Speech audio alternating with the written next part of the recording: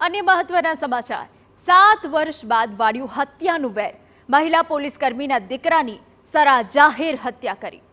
ભાવનગરના શિવાજી સર્કલ નજીક 3 દિવસ અગાઉ 3 શખ્સોએ મળી પોલીસ પુત્ર કેવલ વાઘોશીની સરા જાહેર ગળું કાપી ઘાતકી હત્યા કરી દીધી। હત્યાના કારણને લઈ પોલીસ તપાસમાં ચોંકાવનારો ખુલાસો થયો। આ ઘટનાના મૃતક કેવલ દ્વારા કરશન ઉર્ફે ભાણાની 2018માં હત્યા કરવામાં આવી હતી, જેમાં કોર્ટે તેને આજીવન કેદની સજા ફટકારી, પરંતુ છેલ્લા 2.5 વર્ષથી મૃતક જામીન પર મુક્ત હતો।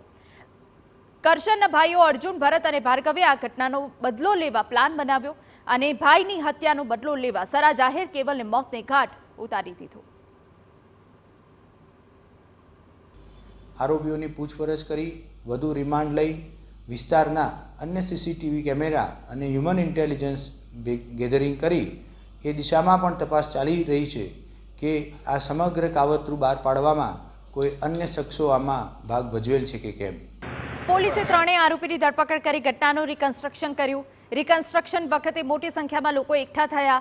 પોલીસે દોરડાવડે વિસ્તારને કોર્ડન કરવાની ફરજ પડી। આ ઉપરાંત પોલીસ દ્વારા આસપાસ વિસ્તારના સીસીટીવી ફૂટેજ ચકાસવાની તજવીજ પણ હાથ ધરાઈ।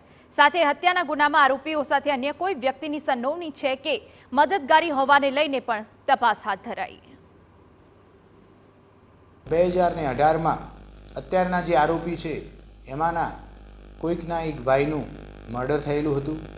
આ જે કેવલભાઈ છે મરણ જનાર, એ 2018ના મર્ડરના ગુનામાં આરોપી તરીકે આજીવન કેદની સજા થયેલી હતી।